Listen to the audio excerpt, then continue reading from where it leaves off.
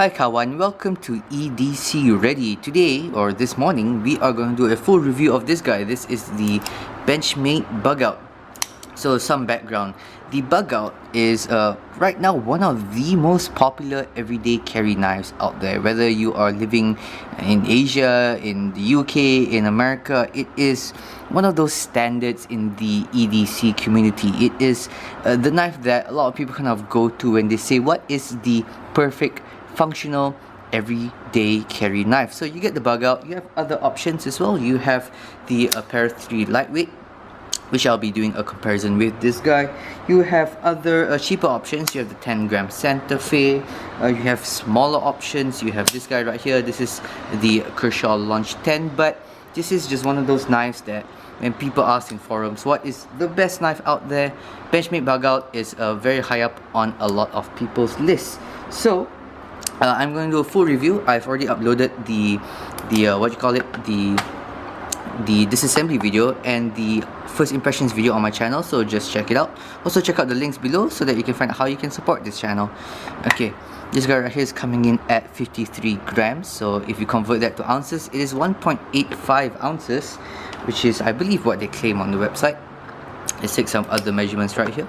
Firstly, the blade length. It comes in at, not millimeters, there we go, inches. That's what we're all used to. It comes in at about 3.2, yeah, there we go, about 3¼ inches or so. That's what I'm getting right now, 3¼ inches of blade length. You have a sharpened blade edge of about 3 inches, something like that. Yeah, 3 inches. So very good blade to edge ratio right there. You have a handle length of, if I can get this right, 4.23 inches. And then what makes this really impressive is the thin blade stock, which is coming in at, it's not correct, 0.1 inches. There we go. We also have a very nice handle thickness, very thin knife right here, 0.4 inches on my calipers, which are, by the way, not super duper accurate, but 0.4 inches. And then a height of 1 and 1/4 inches. And then, just so you know, this comes with the Benchmade mini deep carry pocket clip, which sticks out at about 1.6 inches. So right off the bat, you can see just how sorry, and then right off the bat you can see just how small and compact and light this knife is. This knife is kind of known for being the best length to weight ratio knife when it comes to the blade length and then the weight. So let's get into the review. First things first, let's talk about the blade right here. The steel here is S30V. So S30V is used to be considered a super high-end steel. Now it's considered more of a mid-range steel. It boasts very good edge retention, very good corrosion resistance. They call it, it tends to be a little bit chippy. It doesn't have as much toughness as something like this guy, 14C. This is a CTS BD1N. This guy tends to be a little bit tougher. You have your 440C. This guy tends to be a little bit tougher too, but that's a trade-off. Most of the time, when you get a harder steel, as in a steel that will hold its edge retention longer, you tend to get a slightly more brittle steel. The blade shape is very nice. You have a bunch of flat here, some belly and some tip, and then the tip also has a swedge. So this swedge means that the tip can come to a nice sharp point right there. So if you can see it, it comes to a nice pointy tip right there. It has kind of a needle pointness to it, where you can very comfortably do any kind of penetrating cuts into something that is a little bit on the spongier side. I don't know, like anything you need to punch through, this is going to provide that nice needle tip right there. Another thing I really like about this blade is that the thickness of the blade is very thin. It is coming in at, as I showed just now, 0.1 inches, which means that it's going to come to a very nice sharp edge right here, because you have a full flat grind, a very high full flat grind, and it's also going to cut through material very nicely because it doesn't have a lot of thickness that will kind of split the material. It will just kind of glide through the material, and I've used this on some cardboard and stuff, so it's very nice in that sense. Sometimes you get a knife that also has a good edge, like this guy has a nice thin edge as well, but it can get a little bit thicker, so to push through a lot of material, it can have its own challenges here and there, but this guy pretty good. Keep in mind, this kind of thin blade stock does mean that it has it can be a little bit more I'm not gonna say brittle, because I have seen videos of people beating this knife to death, but it can be a little bit chippy. Just keep that in mind, that this is not in any way going to be a prying kind of blade or at all. You shouldn't pry with a folder blade anyway, but it is going to be not for super hard use. It's going to be very useful for cutting, for slicing, okay, but I would not baton with this, although I've seen videos of people doing that.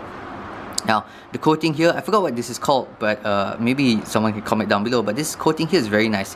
It has a nice matte finish. It doesn't have that kind of slipperiness that some coatings have. So it has this nice texture, and from what I can see, it's actually holding up its coating quite well. I know a guy, his name is Faris, he's from Fursan's Blades. His Benchmade Bugout, and he beats that to death. He like cuts through cans, he cuts through thin cans and like metallic stuff, and he's a hard user, and his coating is holding up quite well. Definitely you're gonna get some scratches over time because it is coated, but it holds up a lot better than what I can see from ZT's coatings, definitely from the Rat 2 coatings and all that. Some of these coatings can kind of decolor or scratch off very easily. Very nice. You'll have this nice thumb stud right here, and I really like these thumb studs. Some thumb studs, I don't have an example here, but some thumb studs can be quite sharp at the top here, and the ridges can be quite sharp, but these are nice, nicely rounded off, and they're very comfortable in hand. They're very comfortable to use with any finger. You can thumb flick it, you can middle finger flick it. Very nice. You also have a nice sharpening choil in the back here. I don't do a lot of sharpening. In fact, I don't think I've ever done any sharpening on any of my folding knives. I've only sharpened my kitchen knives before, but it completely passes the plunge grind. It doesn't have any kind of kick. It's completely flat in the back, which should make it a lot easier to sharpen if you want to sharpen your knives. Now, moving back a little bit, we have some nice jipping at the top here. It does provide a little bit of texturing, which is very nice, because sometimes it can be a little bit slippery because you don't have any kind of finger grooves or whatever. But this kind of jipping in the back here is very nice. No jipping on the blade. Some people find that a pro or con. I'm pretty neutral about it. Now let's talk about what made Benchmade famous, which is their axis lock. Now, the axis lock has run out of patent, so any other knife maker out there can use a similar mechanism like an axis lock. They just can't call it an axis lock, and they can use it legally. So because of that, Benchmade has a problem in their hands. Now, their unique selling point of their brand can be used by anyone, so they got to really nail the axis lock. So this axis lock, the bar, from my understanding, is titanium and is also coated. Now, when you have titanium on steel, you have a tendency to get lock stick.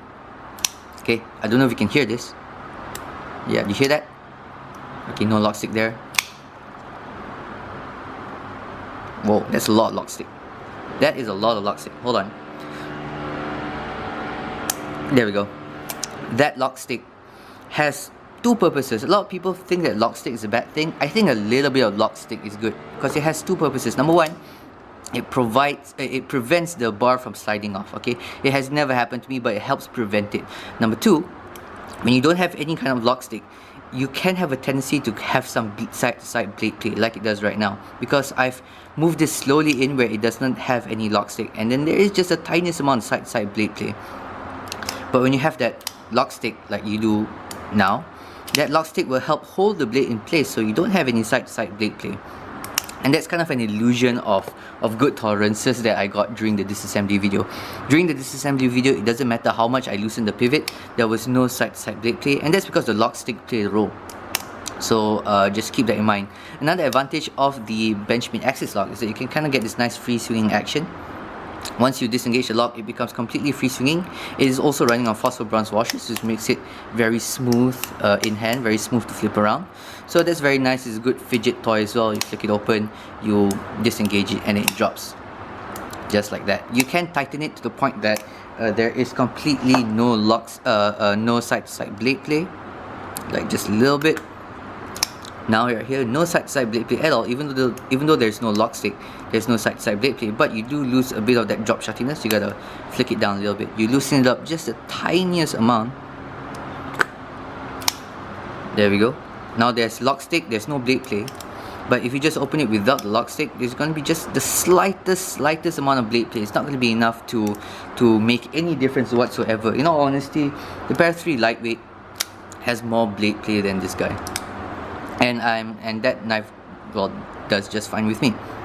Now the pivot, it is a non-free spinning pivot, which I really enjoy. It uses a, I believe this is a T8 or T10. I can use both drivers, the T8s and the T10s right here. So it's definitely a good pivot. I like a non-free spinning pivot. It makes this assembly a lot better. It's running on phosphor bronze washers. Very nice. It's going to be very durable, and it's going to get even looser over time. In the past, when I tightened this to the point that there is no blade play at all, it would not even flick down. But now, as it gets looser, as it gets smoother, you can definitely flick it down, even though it is tighter than how I would like it.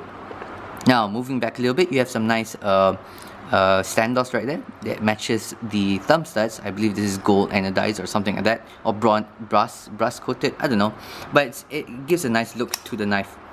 I really like this color, this kind of ranger green to grey. It's the kind of color that really blends in really well. You know, it's a very unoffensive, unassuming color. It's the kind of color that doesn't pop out, which is very, very nice. Now, I want to talk about something that I don't like about this knife. This knife has very sharp edges on the inside, sharper than any other FRN handles I've ever owned. Like this guy, it's sharp, but it's not as sharp as this guy. Do I have any other? No, that's it. This is probably the sharpest handle scales on the insides that I have of any of my knives out there right now. So definitely, if you want, you can take some very light grain sandpaper and just sand off the edges right here, make it nice and round and smooth. Speaking of the handles, this is made out of their material called grivery. Grivery is a type of reinforced nylon, a type of plastic that they have. I really like it, and I actually like this texturing that they put on top, not just over here, which is nice, but also get this nice texturing over here. And this just helps prevent that kind of slipperiness that you expect from a FRN handle, like this guy right here. Quite a slippery knife because of the nice and smooth edges right here. This guy has slipped out of my hand I think about 3 times. This guy never done so, and the amount of times I flicked this guy, I'm surprised it has not flicked out yet. Another thing I would like, maybe a little bit more like scalloping, not scalloping, but this finger groove, if you could turn it in a little bit more, that would be nicer. Something more akin to this guy, where you have a little bit more scalloping or scaling over here. That has a few reasons. Number one, it just provides a nice more secure grip because your finger has a more indented place to go into.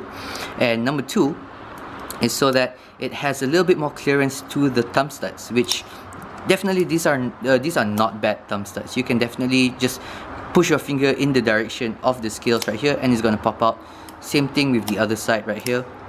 Okay, but having that little bit of indentation like on this guy will just give that little bit extra leverage that will just make this just even more smoother to fire out. Okay, moving back to the deep carry pocket clip. Now, the first time when I got this, I didn't quite like the deep carry pocket clip because it's quite stiff.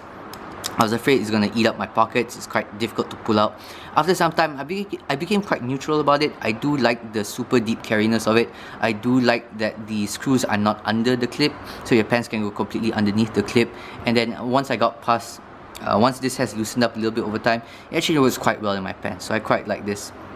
So, in conclusion, am I missing out anything? Oh, super duper light knife. I really like the lightness. This is one of the nicest knives to carry. Not only is it small in the pocket, it's also extremely light and extremely thin in the pocket, which I really like. And that comes to a lot of scalloping that you have in on the inside here. A lot of people complain that it's really soft. When I say soft, like you can press the scales and then they bend together. I don't think that's a problem at all, especially for everyday carry. I've seen, you can check out the Advanced Knife Bro. He did a video where he just beat this knife. Like he baton with it. I don't know if he did any prying, but he really beat up this knife, and that flexibility gives it a different kind of strength.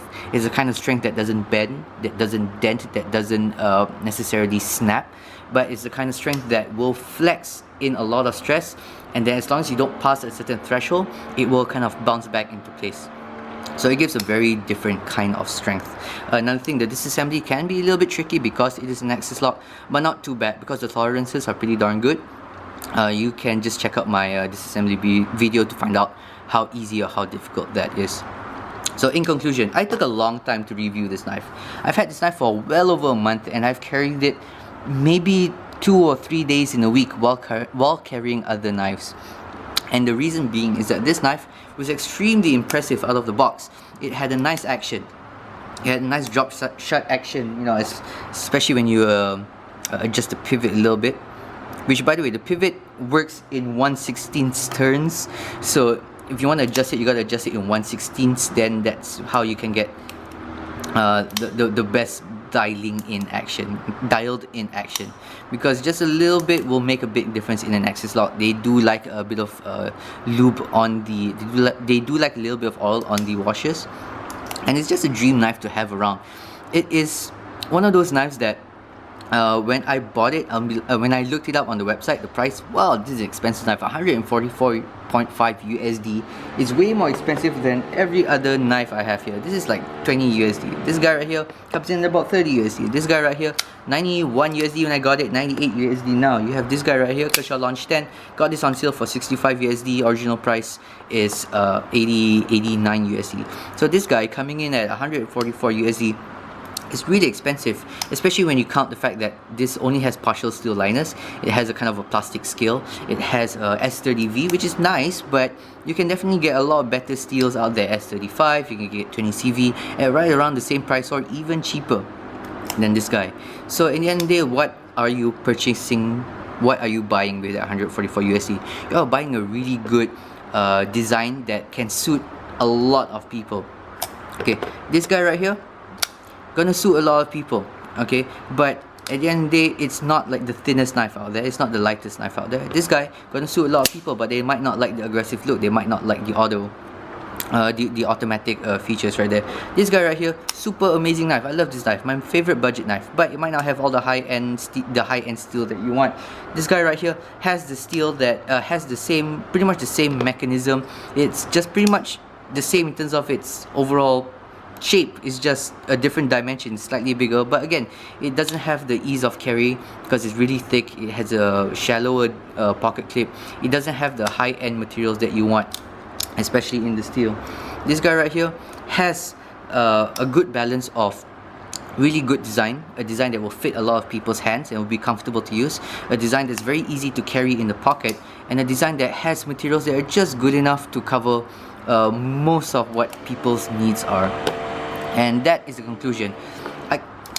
I mean, I can't say it enough. I really like this knife.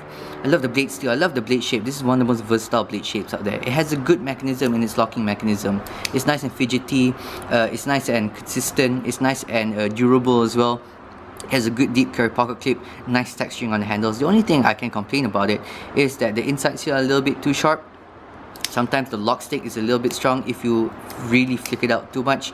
You know, the disassembly and the reassembly can be a little bit finicky, but that is kind of what you get with an axis lock. And last but not least, like, if I were to change anything about this knife, I would add a little bit of a back spacer here with some jimping on the back spacer, because sometimes when I disengage the knife, I'm kind of pressing it into my palm to close it, and then sometimes it has never happened, but it feels like it can slip out of the palm, although it has not happened anytime soon. Also, that back spacer would kind of prevent this kind of like flexing action that a lot of people don't like. Okay guys, thank you guys for watching. This is a long review, 18 minutes, 18 and a half minutes. A very convoluted review. I really took my time with this review, carrying it a lot to make sure that I knew exactly what I wanted to say. And I hope you guys enjoyed this video. If you guys like this Benchmade Bugout, I bought it from Smoky Mountain Knife Works and had a friend like ship it in. So thank you very much. You can also get it from a few guys locally here in Malaysia. And yeah, that's all guys. Thank you very much for watching. Do let me know in the description down below, what is your other option of this kind of locking mechanism? Would you go with the Hogue? Would you go with the Gonzo? Would you go with any other knife that's using this locking mechanism, like James Brand, for example? Okay guys, thank you very much for watching, and as always, stay ready.